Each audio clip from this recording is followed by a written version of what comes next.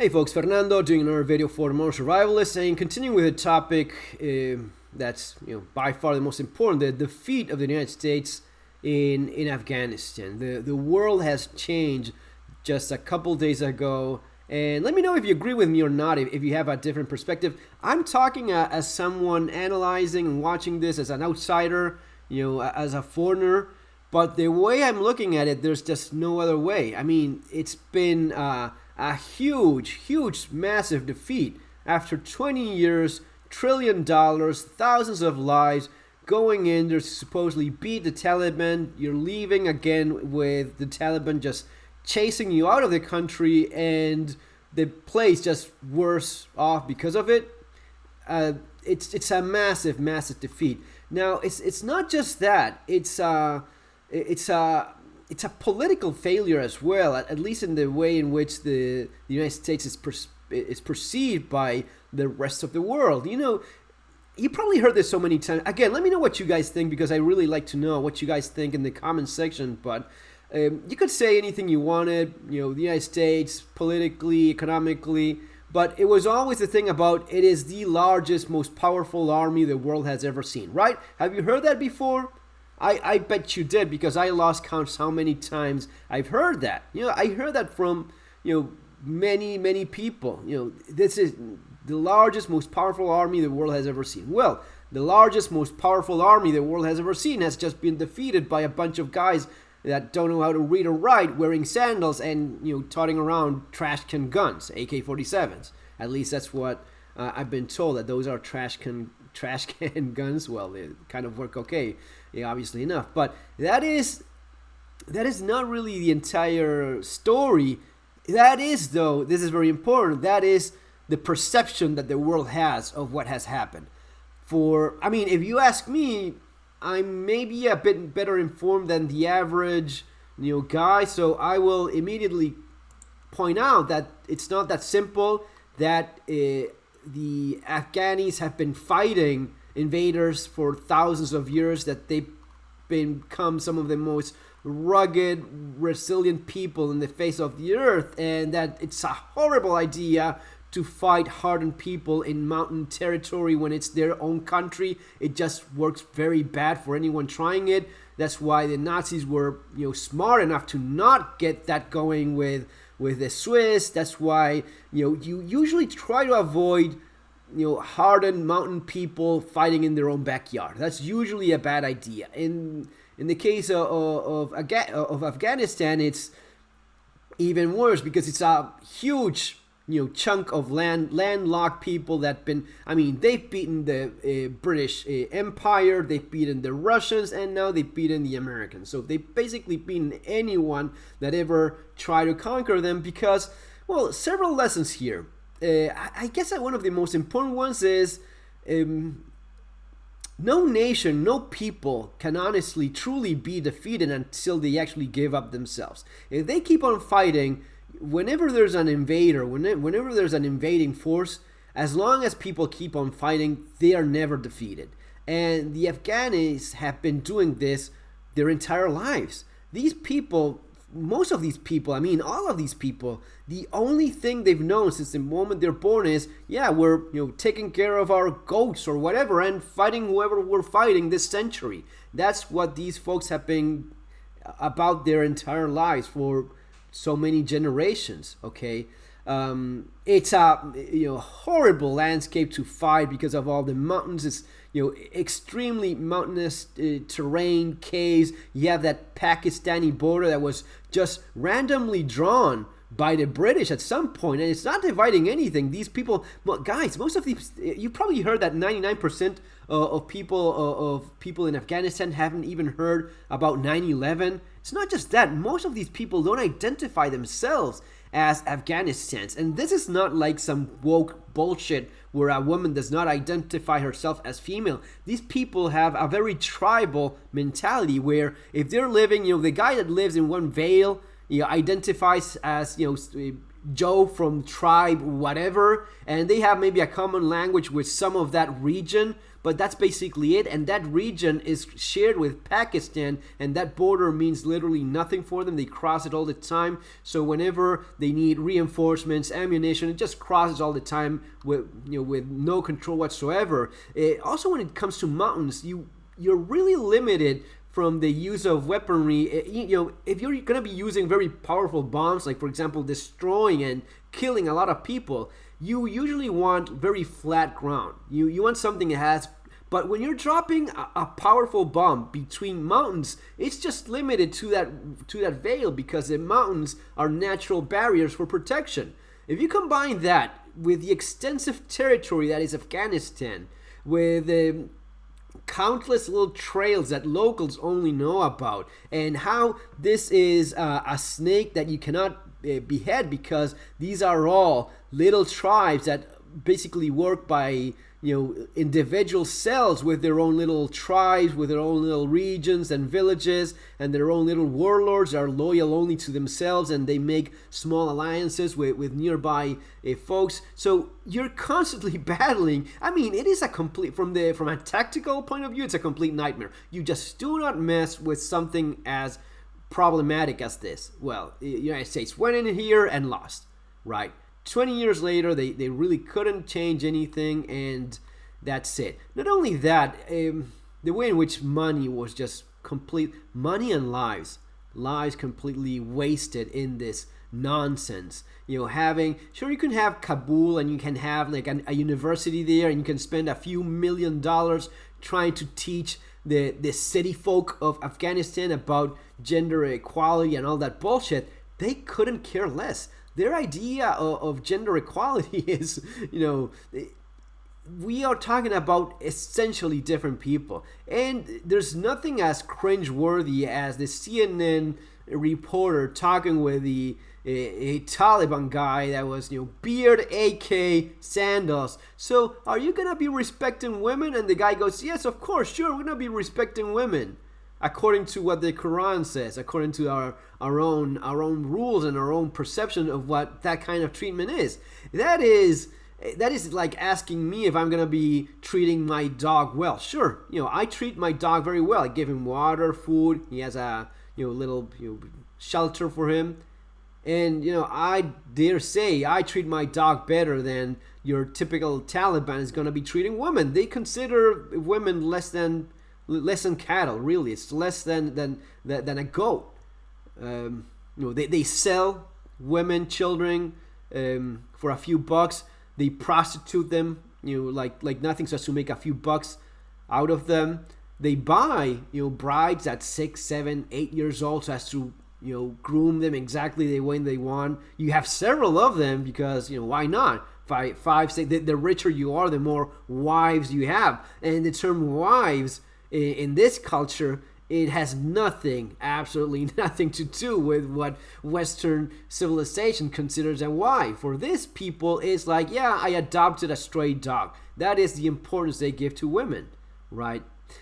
But in terms of how the world changed, Afghanistan, or the region we call Afghanistan, it's still going to be the same. It's probably going to be the same 100 years from now, 200 years from now. It's going to be the damn same it's been like 500 years ago, and very little is going to be changing. All those villages with no power, no running water, just a guy waking up, moving around his goats or his animals, and shooting at whoever is invading them that decade.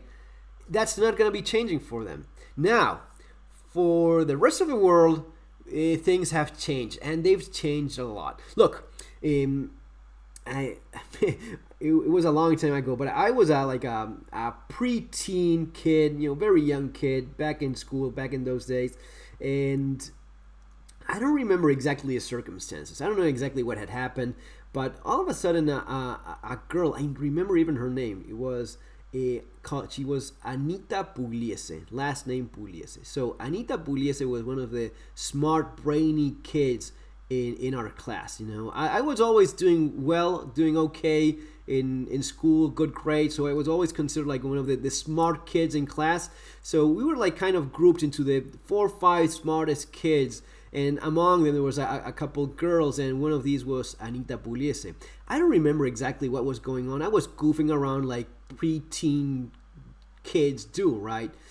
Doing something probably very stupid, and as you know, girls kind of like mature quicker than boys, so she probably thought that whatever joke I was doing was very stupid and not worthy of what she considered to be my intellectual level. And she said something that always stuck with me, which is, it's always better if you just keep your mouth shut and leave people with a doubt of you being stupid or smart. and I remember thinking, well, she's actually right. She makes a great point. So it's always better if there's a question mark. If what's going to be revealed of you is that you're not as good as others thought you were. That is exactly what's happening right now with the United States. It was up until this point that people thought, yeah, it's the largest, most powerful military force in the planet. Anything they want to do, they can do because they have the hammer. They have the stick. They can beat anyone with a stick, and you just have to roll over and give up because you have no chance of... Well, that's over now. That's over now, because if these guys illiterate Afghanistan's living in little villages that have no education, none of the advantages that people in more civilized parts of the world have, or even the tools available. I mean, if you're a gun guy, you probably heard so many times, oh, they have the AK-47 trash can guns. Well, they beat your ass with those AK-47 trash can guns, my friend. It is what it is.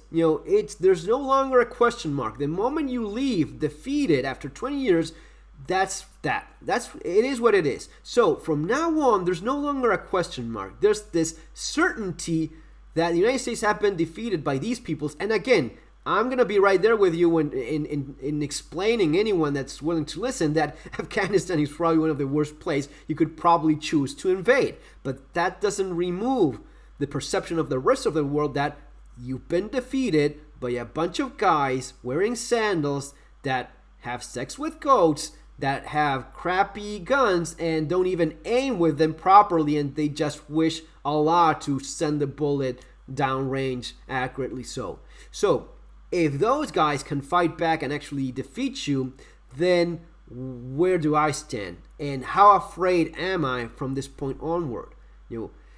This goes back also to some very this idea that you really cannot defeat a population that's going to be submitted by an invader. As long as you don't give up, you can always end up winning. And especially in this case, certainly so. But that's the perception, and the perception that everyone else in the world that will have right now is just what you see. And the images are terrible. I mean, some of these are very heartbreaking. I consider myself a pretty empathic person. And whenever I see, a father trying to escape a horrible place with his kids on top, or this image of the baby being handed over, you know what? This is one of those things that we all have in common as human, as a human race. We have these huge differences, as I was just explaining. Some people that consider women to be pretty much less than an animal. But there's a basic instinct in all living creatures to protect your young, your children. And you have horrible parents, horrible mothers, no matter where you are. You have mothers that have killed their babies, their newborn babies. So bad things happen and horrible people do exist. But in average, a mother that does this, that just hands over his baby across a wall like this, that you don't do that out of hate for your child. You do that out of love for your child, because you know that whatever's coming your way is going to be worse than just handing it over to a soldier over a wall. So whoever is handing over this baby probably collaborated, worked with some of the forces over there, a collaborator in the eyes of the Taliban, and whoever is handing over that baby probably knows that their life is going to be ending very soon. And they know exactly what they do with these babies. They will just smash their head against a wall, just throw them over a window, or just shoot them right there, or something horrible. So they understand that, and they just say, okay, you know what, I'm giving up my baby. he just has a much better chance if he's not with me anymore. And I guess this is one of the most telling images. Guys, it's bad. It is very bad. I was just listening to Trump, the way he was explaining. Let's be completely honest. Trump was also admitting basically that he was admitting defeat. Basically, he was gonna be removing forces and just handing things over to the Taliban anyway. There was just not. I mean, Trump was probably trying to handle it a little bit more elegantly, with a bit more grace, I guess. Would have he been successful at it? Maybe, maybe not. We just cannot know. We'll just never know, because he is no longer the president. Now, who is president is Uncle Joe, G.I. Joe Biden. And and Sleepy Joe couldn't have been more of an embarrassment for his country. It is just downright shameful what he did. Just saying days before all of this went down, saying that no, not a chance of that happening. Generals pretty much, agreeing by his side, or just saying that was not going to be happening, that they're not going to be losing the country days before it happened, and that they had some idiot, some general, whatever, some guy saying, we had no idea this could happen. That is just a lie. You knew this was going to be happening. There's no chance in hell you did not know how bad things were. It's impossible for anyone to believe for a second that you didn't know you lost an entire damn country. You didn't realize that? You didn't know? Really? That is impossible. That's just a lie. That is just a pathetic lie after being defeated. Instead of having the, people, heads should roll for this. People should be fired, imprisoned, probably brought to justice to its full extent because of this, because the way this was handled, besides a military defeat, the way this was handled politically, it couldn't have been worse. It just shows a level of weakness that I cannot think of a time in which the United States had been in a weaker point. Politically, military, with this defeat, it never was this bad as long as I can remember. Again, some of you guys that have been around longer, Vietnam maybe. This is bad, guys. And anyway, folks, this is what it is. What's happening now? Well, the consequences of this doesn't take much brains to see what's happening. You're going to be having lots of refugees leaving and going. This is from the Daily Mail, how some of these are going to Europe, going through Russia, and they're being pushed through the border to Poland. And in Poland, they're setting barbed wire so as to stop this, and not letting them pass. And I think there's 1,000 troops already mobilizing to the border with Russia so as to stop this. And yeah, it's gonna be getting bad. The refugee thing is more of a being used as a weapon by enemy countries, like in this case. Afghanistan's pretty much still gonna, again, the use of barbed wire and how effective it is, but the position in which the United States is right now is one of the weakest it's ever been. So anything in terms of their interests in a more global perspective, Thailand is screwed. Who on earth? What kind of morale would a troop have after being defeated in Afghanistan? How would you feel about going against China after this? After losing against the guys with sandals and trash can rifles, how would you feel about going against China? I would feel like crap, honestly. If I was in that position, I would go like, well, we just lost against the Taliban, so we're now going to be taking China or Russia? Yeah, sure, whatever. But you're not going to be feeling a lot of confidence in that at that point, okay? Anyway, guys, that's the way I see it. I'd love to know your opinions on all of this. See you on the next video, guys. Take care.